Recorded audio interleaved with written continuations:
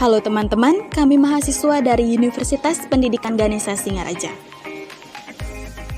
Video ini dibuat untuk menyelesaikan salah satu tugas kelompok di mata kuliah pengembangan bahan ajar. Dengan dosen pengampu Profesor Dr. Desa Putu Parmiti MS dan Bapak Alexander Hamonanga Simamora SE MPD. Kami dari kelompok 1 terdiri dari 4 anggota yang masing-masing bekerja sama dalam memenuhi tugas ini. So, langsung saja ini dia video presentasi dari kami.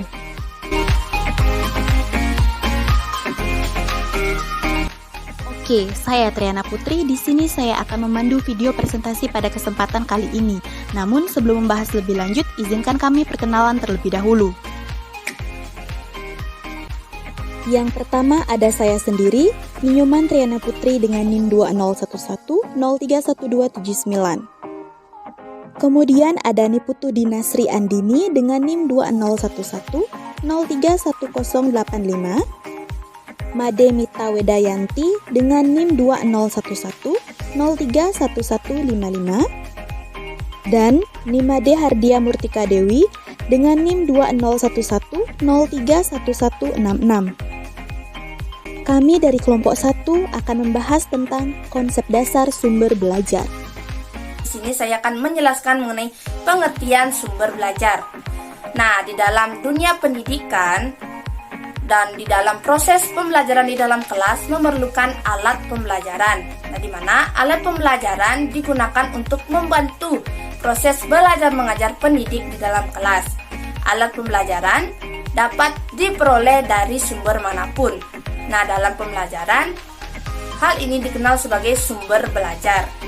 Nah, sumber belajar memiliki pengertian yaitu segala sesuatu atau daya yang dimanfaatkan oleh pembelajar baik secara terpisah maupun secara gabungan untuk digunakan dalam proses belajar mengajar dengan tujuan meningkatkan efektivitas dan efisiensi dari tujuan pembelajaran itu tersebut.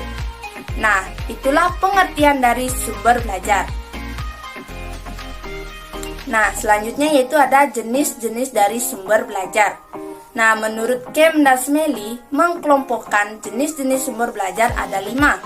Yaitu yang pertama ada sumber belajar berbasis manusia. Nah, di mana manusia merupakan sumber belajar tertua yang digunakan untuk mengirimkan dan mengkomunikasikan pesan atau informasi. Nah, sehingga di dewasa ini sumber belajar berbasis manusia di dunia pendidikan masih menggunakan manusia sebagai sumber belajar yang efektif dan komunikatif. Yang kedua yaitu ada sumber belajar berbasis cetakan. Nah, sumber belajar berbasis cetakan dituntut untuk memenuhi 5 unsur. Yang pertama ada konsistensi, kedua ada format, ketiga organisasi, keempat daya tarik, dan 5 ada ukuran font atau huruf. Nah, biasanya sumber belajar berbasis cetakan terdiri dari buku, majalah, jurnal, koran, dan masih banyak lagi. Yang ketiga ada sumber belajar berbasis visual. Sumber belajar berbasis visual memiliki peranan yang sangat penting dalam proses pembelajaran. Nah, sumber ini dapat memberikan pemahaman dan penguatan ingatan. Nah, sumber visual dapat menumbuhkan daya tarik siswa dan dapat memberikan hubungan antara isi mata pelajaran dengan dunia nyata. Nah, bentuk dari sumber visual ini dapat berupa gambar representasi seperti gambar atau lukisan atau foto yang dapat menunjukkan bagaimana tampaknya gambar di dunia nyata atau benda di dunia nyata. Yang keempat ada sumber belajar berbasis audiovisual. Nah, sumber belajar berbasis audiovisual artinya media visual menggabungkan suara. Nah, biasanya di sini berupa penulisan naskah atau storyboard. Nah, di mana memerlukan perencanaan yang sangat banyak sehingga dalam pembuatan narasi akan ditransisikan ke dalam bentuk apa yang ingin ditunjukkan dan dikatakan. Nah, selanjutnya yang terakhir yang kelima yaitu sumber belajar berbasis teknologi. Nah, di mana teknologi atau komputer. Nah, di mana Sumber belajar komputer artinya sumber belajar yang di dalamnya memanfaatkan teknologi. Nah, pemanfaatan komputer sebagai sumber belajar yaitu sebagai pengisi atau pengirim informasi isi materi pembelajaran dan tugas-tugas yang ada di sekolah. Nah, sekian dari penjabaran jenis-jenis sumber belajar. Untuk selanjutnya akan dijelaskan oleh teman saya.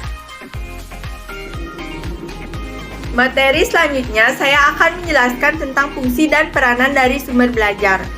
Sumber belajar memiliki beberapa fungsi, yaitu yang pertama meningkatkan produktivitas pembelajaran, yang dimana sumber belajar dapat membantu guru untuk menggunakan waktu secara lebih baik atau lebih efisien. Yang kedua, memberikan kemungkinan pembelajaran yang sifatnya lebih individual, yang dimana siswa diberikan kesempatan untuk berkembang sesuai dengan kemampuannya. Setiap siswa memiliki cara belajar yang berbeda-beda, sehingga sumber belajar yang digunakan dapat menyesuaikan. Misalnya, jika siswa lebih senang membaca, maka sumber belajar yang digunakan dapat berupa buku. Sedangkan, jika siswa lebih senang menonton, maka sumber belajar yang digunakan dapat berupa video.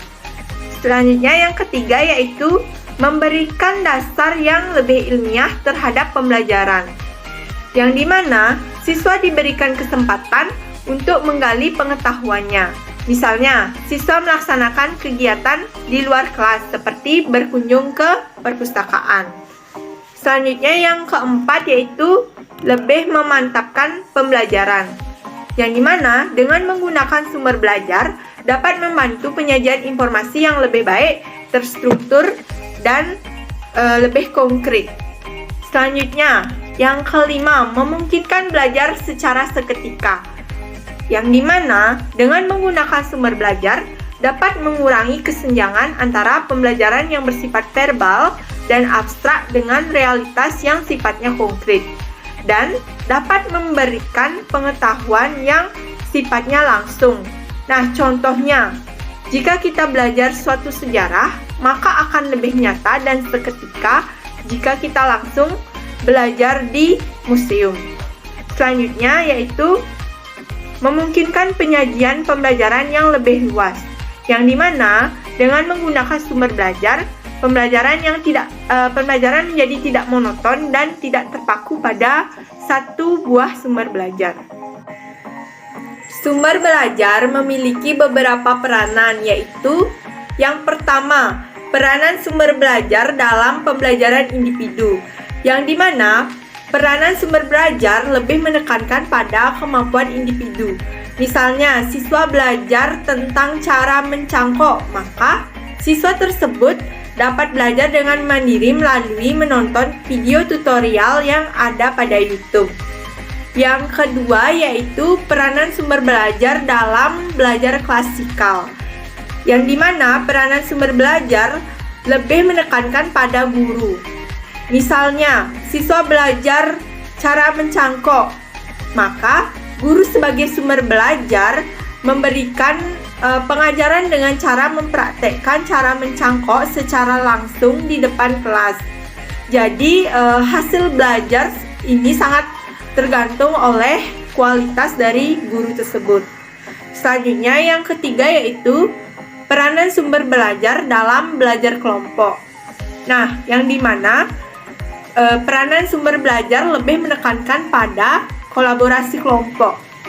Misalnya, siswa belajar tentang cara budidaya ikan, maka siswa tersebut dapat melakukan kolaborasi belajar dengan temannya dan dengan mengajak sumber belajar, misalnya seorang peternak ikan.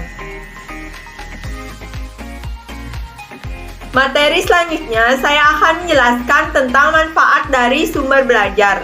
Sumber belajar memiliki beberapa manfaat, diantaranya yang pertama, sumber belajar memberikan pengalaman belajar secara langsung dan lebih konkret kepada peserta didik. Misalnya, dengan melakukan kunjungan ke objek-objek wisata seperti kebun binatang, pelabuhan, candi, dan lain sebagainya. Yang kedua yaitu menyajikan sesuatu yang tidak mungkin diadakan, dikunjungi, atau dilihat secara langsung. Nah, misalnya denah, sketsa, foto-foto, film, dan lain sebagainya. Yang ketiga yaitu menambah dan memperluas cakrawala yang ada di dalam kelas. Misalnya ada dengan buku-buku teks, film, narasumber, majalah, dan lain-lain. Yang keempat yaitu memberikan informasi yang akurat dan terbaru. Misalnya buku-buku bacaan, ensiklopedia, majalah, dan lain sebagainya. Yang kelima yaitu membantu memecahkan masalah pendidikan dalam lingkup mikro maupun makro. Yang keenam yaitu dengan adanya sumber belajar dapat memberikan motivasi yang positif kepada siswa. Yang ketujuh yaitu merangsang untuk berpikir kritis, merangsang untuk berpikir lebih positif, serta berkembang lebih jauh. Baik, saya akan melanjutkan pembahasan mengenai tahapan perkembangan sumber belajar. Eric Asby tahun 1997 membagi perkembangan sumber belajar menjadi 4 tahapan. Adapun tahapan yang pertama adalah sumber belajar praguru. Pada tahap ini, sumber belajar utama adalah orang yang ada dalam lingkungan keluarga atau dalam kelompok. Sumber belajar lainnya terbilang masih cukup terbatas. Dalam tahap ini terdapat pengaplikasian penggunaan benda-benda yang terdapat di lingkungan sekitar seperti dengan menggunakan kulit pohon dan dedaunan. Pengetahuan lebih banyak diperoleh dengan cara mencoba-coba. Tahapan selanjutnya adalah lahirnya guru sebagai sumber belajar utama. Dalam tahap ini, proses belajar tidak lagi ditangani oleh anggota keluarga atau kelompok, namun sudah diserahkan kepada orang tertentu atau disebut sebagai dengan guru. Guru dibantu dengan sumber belajar penunjang yang bentuknya masih cukup sederhana serta jumlah yang cukup terbatas. Tahapan ketiga adalah munculnya sumber belajar bentuk cetak. Adanya perkembangan industri yang cukup cepat pada akhirnya turut mempengaruhi perkembangan sumber belajar. Dalam tahap ini telah diproduksi peralatan serta bahan ajar dengan bentuk cetak dengan jumlah yang besar. Dan tahapan yang keempat adalah sumber belajar produk teknologi komunikasi. Perkembangan teknologi memberikan efek yang sangat besar terhadap sistem pendidikan secara keseluruhan. Setelah timbul istilah teknologi dalam pendidikan, timbul perubahan menjadi ilmu baru yang disebut sebagai teknologi pendidikan dan teknologi instruksional. Adapun contoh dari sumber belajar pada tahap ini adalah berupa televisi dan radio. Pembahasan selanjutnya adalah terkait ciri-ciri sumber belajar. Terdapat 4 ciri pokok sumber belajar. Adapun ciri yang pertama adalah sumber belajar harus mampu memberikan kekuatan dalam proses belajar mengajar, sehingga tujuan instruksional dapat tercapai secara optimal. Sumber belajar mempunyai daya atau kekuatan yang dapat memberikan sesuatu yang kita perlukan dalam proses pembelajaran. Ciri yang kedua adalah sumber belajar harus memiliki nilai-nilai instruksional edukatif. Nah, yang dimaksud dengan nilai-nilai instruksional edukatif ini adalah suatu nilai yang dapat mengubah atau membawa perubahan yang positif terhadap tingkah laku dengan disesuaikan terhadap tujuan yang telah ditetapkan. Ketika dalam penggunaannya sumber belajar membuat seseorang berbuat dan bersifat negatif, maka sumber belajar tidak dapat disebut sebagai sumber belajar. Ciri yang ketiga adalah sumber belajar dapat dipergunakan secara sendiri-sendiri atau secara terpisah antara sumber belajar yang satu dengan sumber belajar lainnya, serta dapat pula digunakan secara kombinasi atau digabung. Dan ciri yang keempat adalah sumber belajar secara bentuk. Dapat kita bedakan menjadi 2, yaitu sumber belajar yang dirancang dan sumber belajar yang tinggal pakai. Adapun pengertian dari sumber belajar yang sudah dirancang adalah sesuatu yang memang dari semula telah dirancang untuk keperluan belajar. Sedangkan sumber belajar yang tinggal pakai adalah sesuatu yang pada mulanya tidak dimaksudkan untuk kepentingan belajar, namun kemudian dimanfaatkan untuk kepentingan belajar. Nah, pembahasan selanjutnya akan dilanjutkan oleh rekan saya. Pemilihan sumber belajar hendaknya tidak sembarangan. Dalam pemilihan sumber belajar, akan lebih baik jika guru menggunakan kriteria tertentu untuk memilih sumber belajar yang akan dipakai. Hal ini dimaksudkan agar sumber belajar yang dipilih tepat dan sesuai dengan tujuan pembelajaran, serta efisien jika diterapkan dalam pembelajaran. Nah, terdapat beberapa kriteria dalam pemilihan sumber belajar. Yang pertama yaitu ekonomis, yang berarti bahwa sumber belajar tidak harus mahal. Artinya sumber belajar perlu disesuaikan dengan alokasi dana dan kebutuhan sumber belajar yang akan digunakan. Yang kedua, praktis dan sederhana. Artinya sumber belajar harus mudah digunakan dan tidak membingungkan, serta tidak memerlukan lagi tambahan pelayanan atau alat lain yang sulit untuk diadakan. Yang selanjutnya yaitu mudah diperoleh. Artinya bahwa sumber belajar mudah dicari dan mudah untuk didapatkan. Bila perlu, dapat memanfaatkan lingkungan sekitar yang tersedia sehingga peserta didik juga dapat dengan mudah memanfaatkannya. Yang terakhir yaitu fleksibel dan kompatibel. Artinya, sumber belajar tidak harus mengikat pada satu tujuan atau materi pembelajaran tertentu, yakni akan lebih baik jika dimanfaatkan untuk berbagai tujuan pembelajaran bahkan juga keperluan yang lainnya. Perencanaan yang matang diperlukan dalam menentukan sumber belajar yang akan digunakan dalam kegiatan pembelajaran, agar tujuan pembelajaran dapat tercapai dengan baik. Dalam perencanaan tersebut, terdapat beberapa langkah-langkah pemilihan sumber belajar yang perlu diperhatikan. Adapun langkah-langkah tersebut yaitu yang pertama, merumuskan tujuan yang akan dicapai dengan penggunaan sumber belajar secara jelas. Yang kedua, menentukan isi pesan yang dapat digunakan untuk mencapai tujuan. Yang ketiga, mencari bahan pembelajaran atau material yang memuat isi pesan. Yang keempat, menentukan apakah perlu menggunakan sumber belajar orang seperti guru, pakar bidang ilmu, tokoh masyarakat, dan lain sebagainya. Yang kelima, menentukan apakah perlu menggunakan peralatan untuk mentransmisikan isi pesan. Yang keenam, apabila alat transmisi pesan diperlukan, maka perlu memilih peralatan yang sesuai dengan kebutuhan untuk mentransmisikan isi pesan tersebut.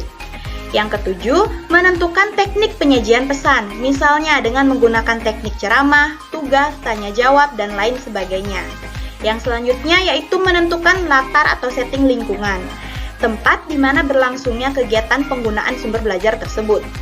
Yang selanjutnya, menggunakan semua sumber belajar yang telah dipilih secara efektif dan efisien. Yang terakhir yaitu mengadakan penilaian sumber belajar.